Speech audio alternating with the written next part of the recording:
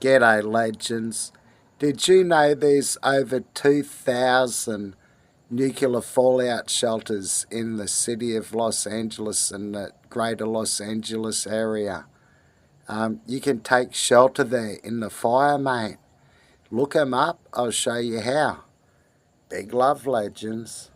It seems we've ended up in someone's basement again, but there's something unusual here. There's almost none of the usual everything but the kitchen sink stuff people typically store in basements. Instead, we see a room clearly set up for the long-term stay of several people.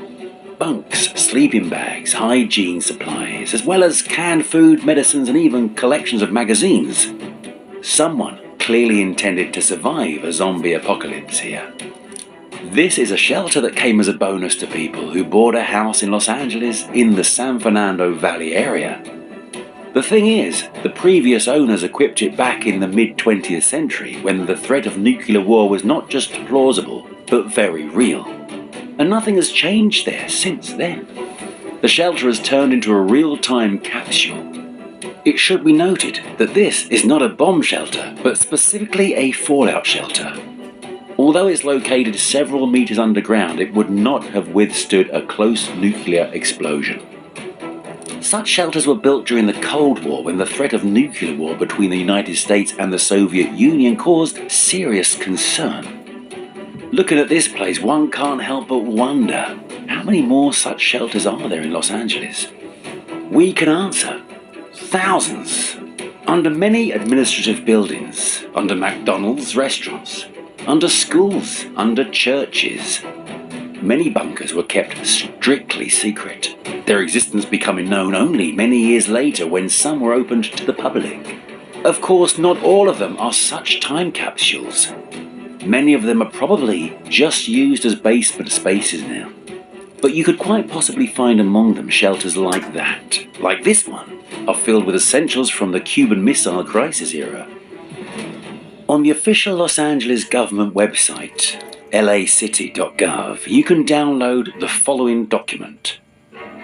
The appendix lists the addresses of 2,900 public shelters in Los Angeles, and this is just a fraction.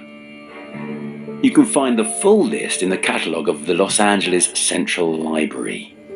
If you've been to the USA, or even more so, if you live there, you have probably seen these signs. You most probably didn't pay attention to them. By the way, these are not only public shelters. We started this story with a private one, so are there probably more? Most likely, yes. Someone once asked on Quora, are there any private bunkers in Los Angeles, California that can be rented or hired out as fallout shelters during an emergency? The retired police officer and military person comprehensively answered this question. The word private should give you a clue. People who have private bunkers generally don't advertise them because when it's time to head to the bunker, they don't want a crowd of people heading to the same place. One can only guess how many such shelters are hidden beneath Los Angeles, whose very existence the owners prefer to keep secret. Shall we go deeper? Descending another several feet, we find ourselves in yet another tunnel. Well, that's hardly surprising. But here, there's no mistaking about what kind of tunnel it is and purpose. The sound of water, and it's clearly built very recently. There are tracks below, but this can't be a subway. Here, the depth is about 10 meters, 30 feet, while most of the subway is deeper. Besides, the place doesn't look like a subway at all. But what is it then? The internal diameter is about 4 meters, 13 feet, or to be precise, 4.2 meters. The tunnel is straight and even stretching for 1.83 kilometers, 1.14 miles. There's nothing to speculate on further. However, the tunnel is suspiciously close to the headquarters of Elon Musk's SpaceX company. This is clearly not a coincidence. And finally, everything starts to make sense. This is the very same boring test tunnel built by Musk's The Boring Company in 2018. It was an epic construction project that started in 2016. The tunnel was built by a machine developed by the Boring Company. And here the ambitious Musk decided to set another record. When construction started, he spoke at TED and explained that even a snail moves on average 14 times faster than a typical tunnelling machine. His plan was to improve the machines to the point where they would move at least faster than a snail. At the tunnel opening party, Musk brought along his pet, a snail named Gary. This was already the sixth snail, as they don't live very long. But it surely served as an inspiration for Musk's next bright ideas. One cannot say that he managed to outpace the snail, since the construction of the less than 2 kilometre long tunnel took about 2 years. Nevertheless, the construction process provided many useful insights and, in general, the efforts were not in vain. Moreover, thanks to it, another Boring Company tunnel operates under Las Vegas. The tunnel under Los Angeles was built as a testbed to try out the Boring Company's idea on innovative public transportation, including Hyperloop. These ideas were later realized in the Las Vegas Convention Center Loop. Let's dive into the depths of underground Los Angeles and go southward, gradually descending a few more feet through the familiar landscape of pipes, wells, building foundations. Here, at a considerable depth of 10 to 15 meters, 33 to 50 feet, we find ourselves amid dazzlingly luxurious quarters. Yep, we're in an underground private house. It has a chic banquet hall, a luxurious sauna and spa, and even a well-equipped tennis court. Additionally, there's a ballroom with marble columns and crystal chandeliers. Next to this classic luxury is a state-of-the-art movie theatre with all the high-tech attributes.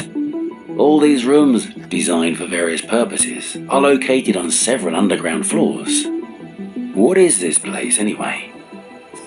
We are at Hacienda de la Paz, a luxurious mansion located in rolling hills.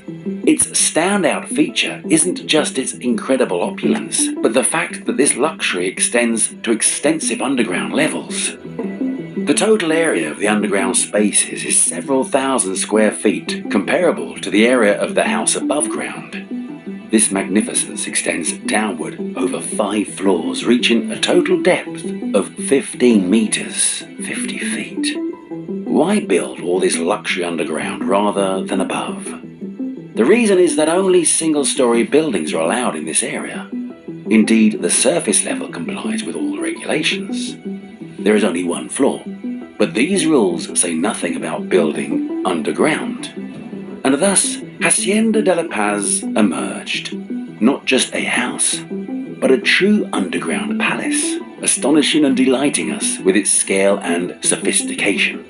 Let's go on, shall we? We are going to the lowest floor and diving even deeper.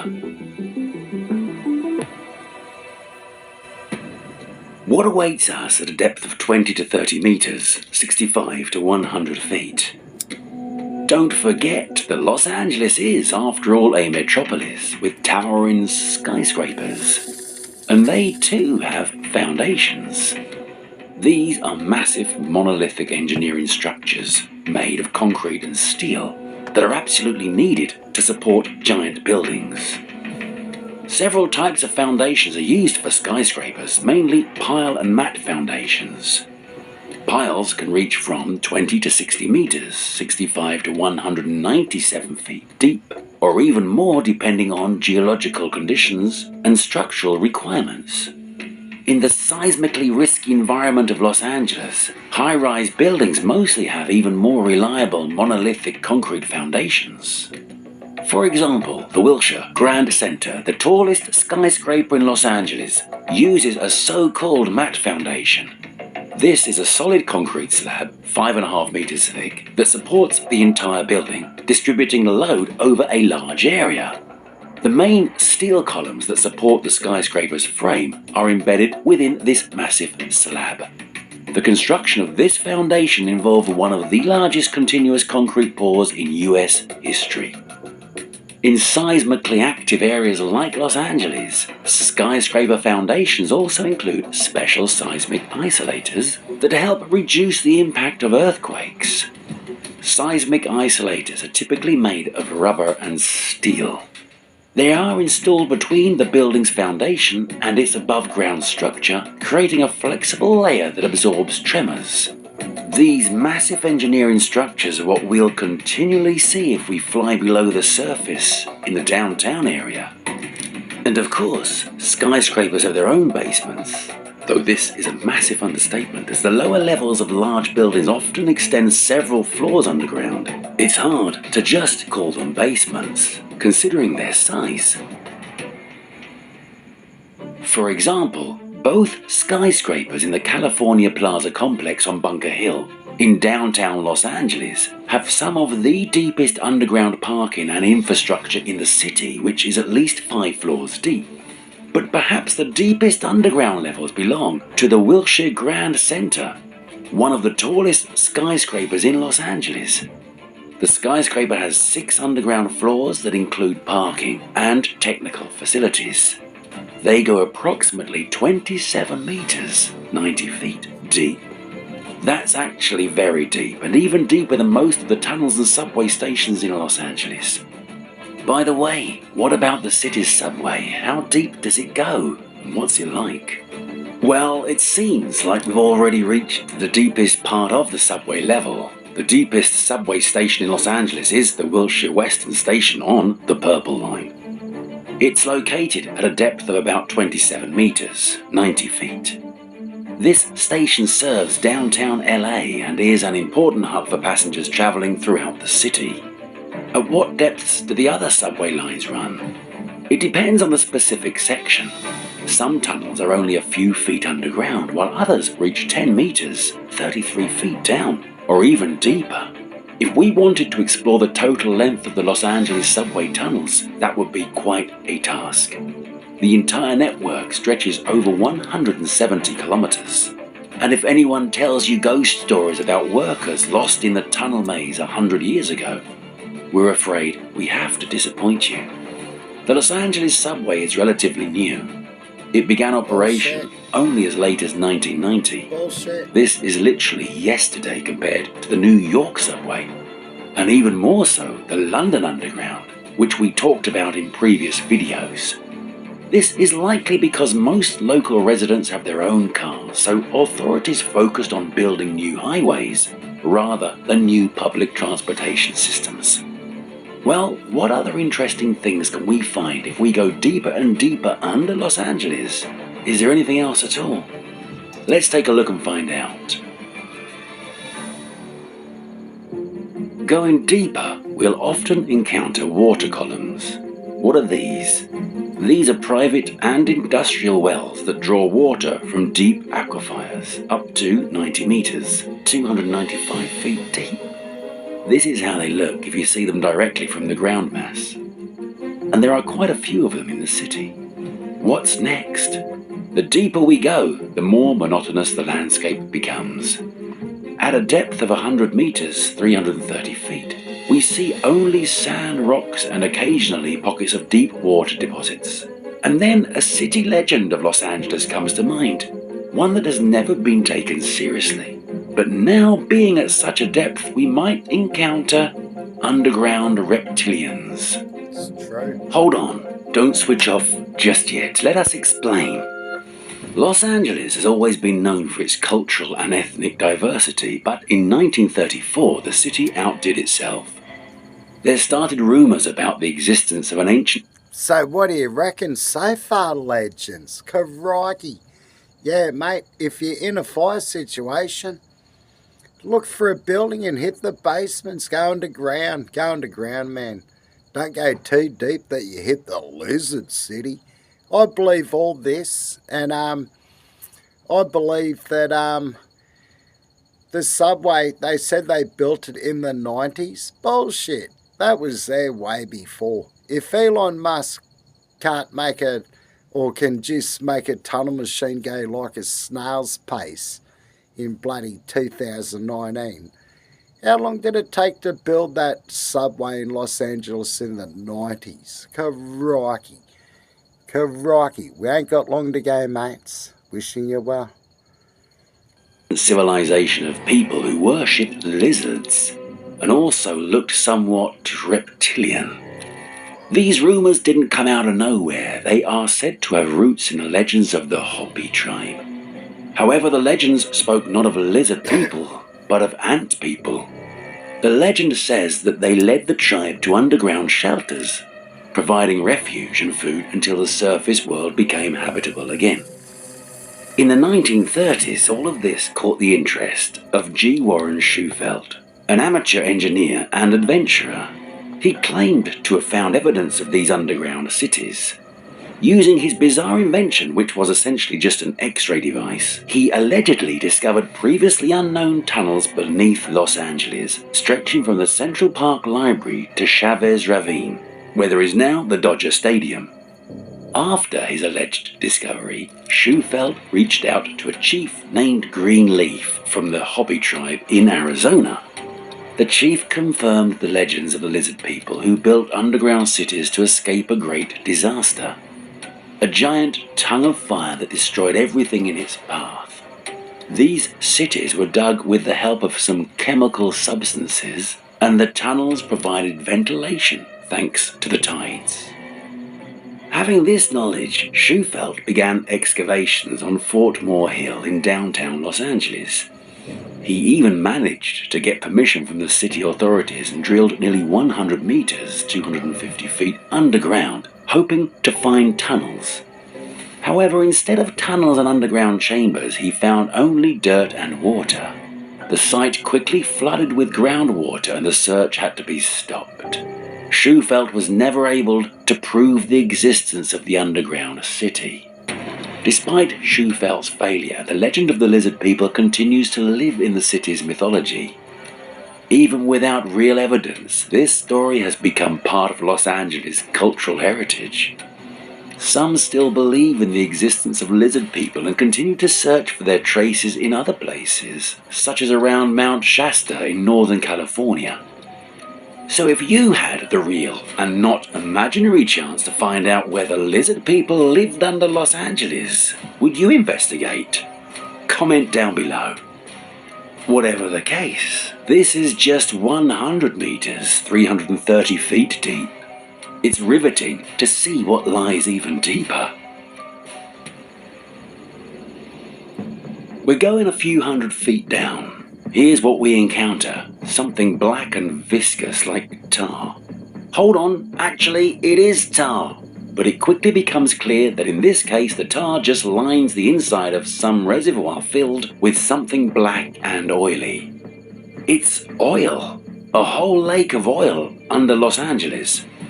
Yes, the city lies directly on a large oil field. It's located north of downtown Los Angeles. Long and narrow, it stretches directly south of Dodger Stadium and continues westward to Vermont Avenue, covering an area that is about 6 kilometers, 4 miles long. The oil in the Los Angeles City oil field is relatively close to the surface. That's why we reached it so quickly. The field has 3 separate productive horizons, or vertical zones, which are sequentially numbered as the first, second, and third zones. The average depth of these 3 zones from top to bottom is approximately 900, 1,100, and 1,500 feet, 457 meters. Those who have never been to Los Angeles might immediately ask, does this mean oil is extracted right in the city? Are there oil rigs right in the streets? You'd be surprised, but yes. The history of oil extraction in Los Angeles is deep, dramatic, and sometimes surprising. Tar has been seeping to the surface in these areas since prehistoric times. The Native American population used it for waterproofing and other purposes. They didn't know about oil and its value then. But once its value was recognized, that's when the real story began.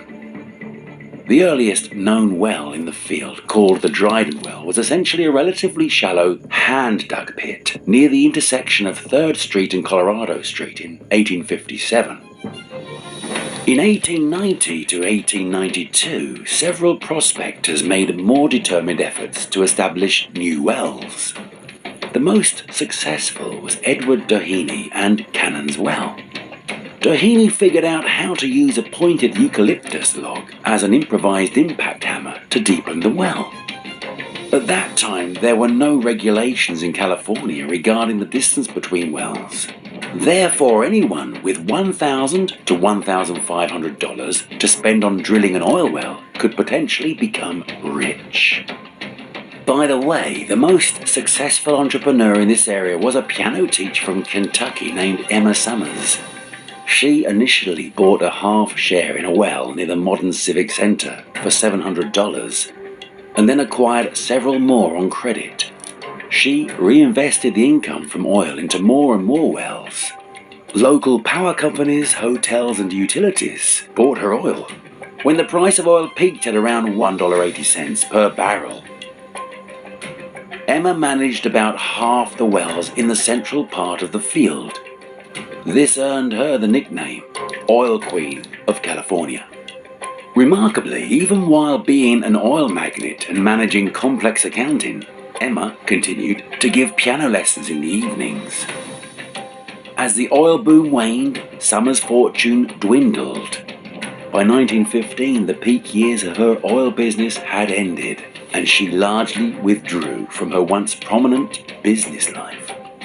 Overall, more than 9 billion barrels of oil have been extracted from the time of the oil fever to present day. The peak production in the entire Los Angeles basin from all the fields took place in the 1930s.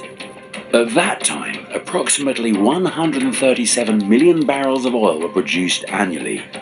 This is equivalent to about 375,000 barrels of oil per day. So how is oil extraction in these areas doing now? Let's take a look at this map. Can you guess what each of these dots represents? And if you zoom in, it looks even more impressive. Indeed, each dot represents a drilling rig. But how come? Right in the city? Yep, exactly. Here's what it looks like on the surface. This has already become an issue for the city. In 2022, LA authorities began tentative discussions toward banning oil extraction in the city. The city council approved a resolution requiring existing drilling rigs within the city limits to close within the next 20 years. This historic decision came after many years of residents complaining that pollution from nearby wells affected their health. Currently, it's prohibited to establish new oil rigs and gas wells in Los Angeles. The old ones remain for now. Alright, so what lies below this oil lake under Los Angeles? Let's imagine that we've reached the bottom of the lake and are now going deeper and deeper. Finally, we would find ourselves at a point where the drilling of the deepest oil well in Los Angeles stopped. The depth is 2,300 meters, about 7,500 feet. But there is no oil here. It all remained much higher. Drilling stopped because beyond this point there would be nothing but sand and rocks.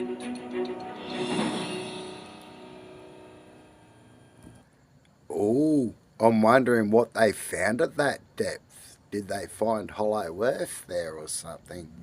Hey, did you learn something out of that? I certainly did. I didn't know there was nearly 3,000 nuclear public shelters you can access. I didn't know there's a shitload of oil under LA. But what I do know, I'm going to take it up to half an hour. I've got something else to share with you, mates. Just a quick one. It only goes for a couple of minutes. Big love, legends. Crikey, how did this come up on my algorithm? It's about 5 years old. I'm here to demonstrate a little bit about color and how you see color. So, to do this, I have here balloons of several colors: red, pink, blue, orange, yellow, and white. I would have gotten black, but there wasn't any black in the party pack because for some reason somebody thinks that black is not a party color. Anyway, I also have here a laser. This is a blue laser. Lasers come in different colors. Blazers also come in different colors, but I'm not wearing a blazer, but I am working with a laser. This laser is a blue laser, it's not red or green, and it's a little more powerful than the ones you use for, playing with the cat. This is a 2.5 watt laser, and when I plug it in, it's going to turn on and blast these balloons. By the way, if it's powerful enough to pop balloons, it's powerful enough to blind you and burn paper and other things. So I'm being careful. That's right, careful.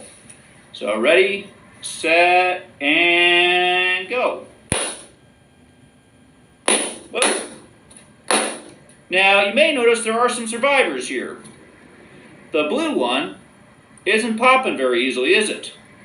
And the white one has survived. The reason why is when you see blue, oh, it did eventually get through it. Okay, I guess it did get it. Well, when you see blue, it's because blue light is reflecting off the object and getting in your eyes. And this one, the blue light hit it, and most of it bounced off. So it took quite a while to get through it. Eventually it made it there in the end, but yeah, it just didn't just pop, did it? Whereas the other ones were reflecting other colors and absorbing blue. When you see something that's red, it reflects red and absorbs blue, green, pretty much everything except red. If it absorbed the blue, then it got really hot and it popped. The blue balloon reflected the blue, so it didn't pop. If I had a powerful red laser, that would have popped the blue balloon in an instant, but the red balloon would have survived. Now, you notice the white balloon is fine. Why is the white balloon fine? Well, white is all the colors in the rainbow. So whatever color I'm throwing at it will reflect. It reflects all colors. So if I used a red laser, same effect. White would not pop. If I used a green laser, same effect. White would not pop because it reflects all those colors. So that's why you can see the laser is blasting away at the little white balloon, and it's just not having an impact. Well, so. Now, by the way, if I had a black balloon, it would have popped instantly because black absorbs all colors. So no matter what color laser I was blasting it with, a black balloon would just go pop, and there you are. Well, we could be waiting for this thing to pop all day. Maybe if we got it closer. Yeah, still kind of blasting away at it, aren't we? Well, I don't think it's going to pop. Why? Because white reflects all colors. If I'd had a slightly different shade of blue, it maybe would have reflected a little bit better. If it was exactly the same color blue as the laser, it would have reflected everything fine, and it would have survived. Oh well. Anyway, I hope you've enjoyed this show, and I should really unplug this laser before something bad happens. So here we go. Bye-bye. See? Have a nice day. Crikey, they were telling us back then what was going on. Well, there you go, legends. And as I do, I'll finish with this song. Keep safe, keep your head on a swivel, and remember, if you can't be good at it, and don't get caught. Wishing you well, legends. God bless you. Peace. Ultraviolence.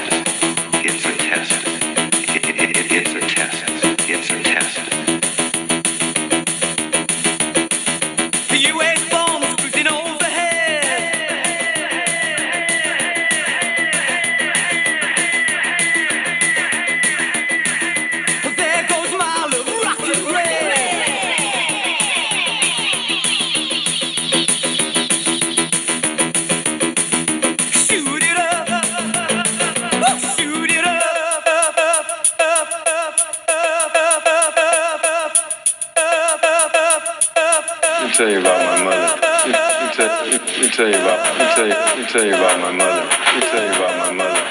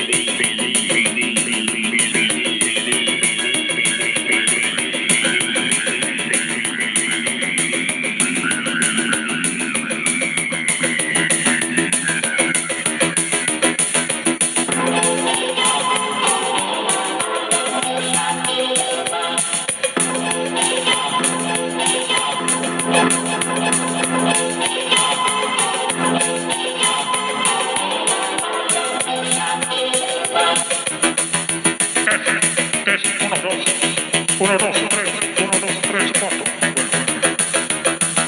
Amigos, llegó la vida, la ultraviolencia en este país. No escapa ningún así duramente confío en este país. La ultraviolencia. Hold me, shake me, I'm all shook up.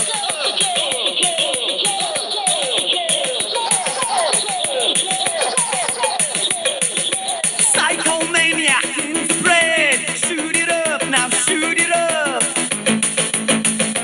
Shoot it up. Shoot it up. Shoot it up.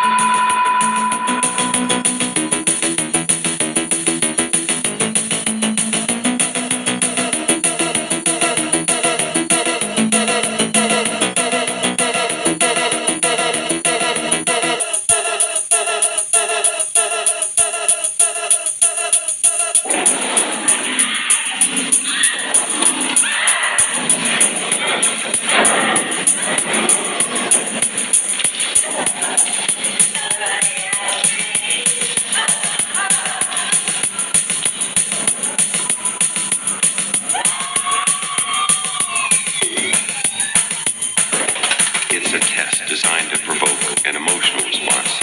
It's a test designed to provoke an emotional response.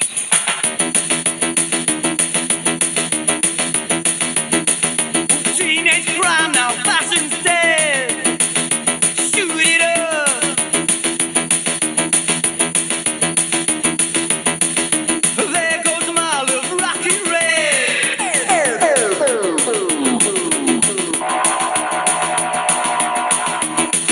Shoot it up.